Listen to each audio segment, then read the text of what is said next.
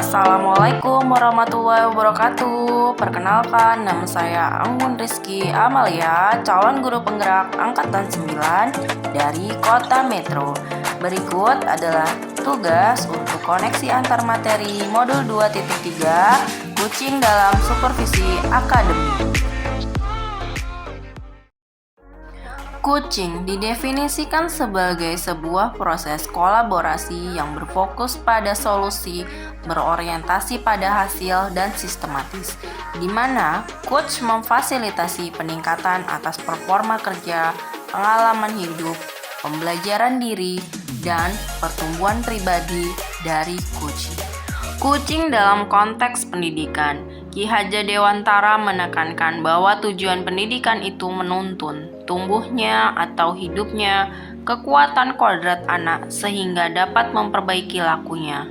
Oleh sebab itu, keterampilan kucing perlu dimiliki para pendidik untuk menuntun segala kekuatan kodrat agar mencapai keselamatan dan kebahagiaan sebagai manusia maupun anggota masyarakat.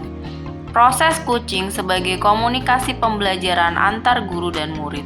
Murid diberikan ruang kebebasan untuk menemukan kekuatan dirinya dan peran pendidik sebagai pamong dalam memberikan tuntunan dan memberdayakan potensi yang ada, agar murid tidak kehilangan arah dan menemukan kekuatan dirinya tanpa membahayakan dirinya. Sistem Among ing ngarso sung tulodo, ing mang dio mangun karso.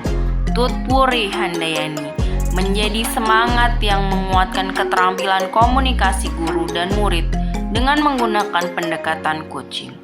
Tutpuri Handayani menjadi kekuatan dalam pendekatan proses kucing dengan memberdayakan Andayani atau Handayani semua kekuatan diri pada murid.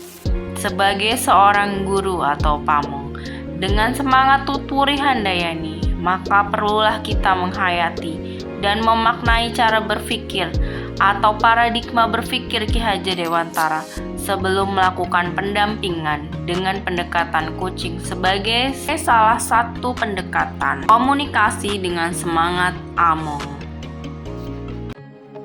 Prinsip dan paradigma berpikir kucing dalam supervisi akademik. Kita ketahui bersama bahwa supervisi akademik memiliki tujuan untuk mengevaluasi kompetensi mengajar guru dan proses belajar di kelas. Pertanyaannya, apakah kita bisa mengevaluasi dan juga sekaligus memberdayakan?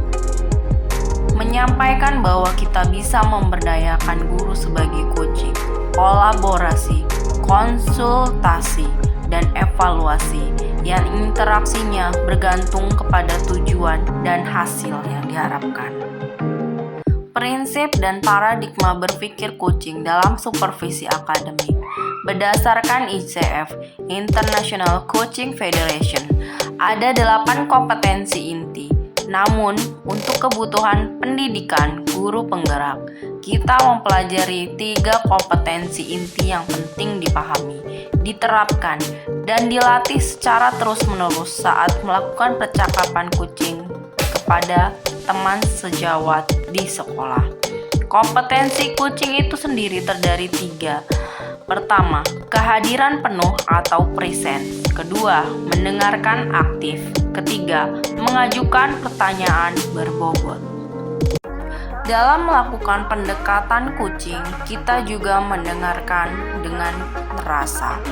Rasa tersebut merupakan akronim atau singkatan dari receive atau memperhatikan pembicara, terima ucapan, dan dengarkan dengan kunci. Kemudian, ajukan pertanyaan untuk memperdalam. Kemudian, summarize, rangkum yang Anda tangkap. Terakhir, appreciate, beri sinyal Anda mendengarkan. Oke, ya, mengangguk, dan segala kontak.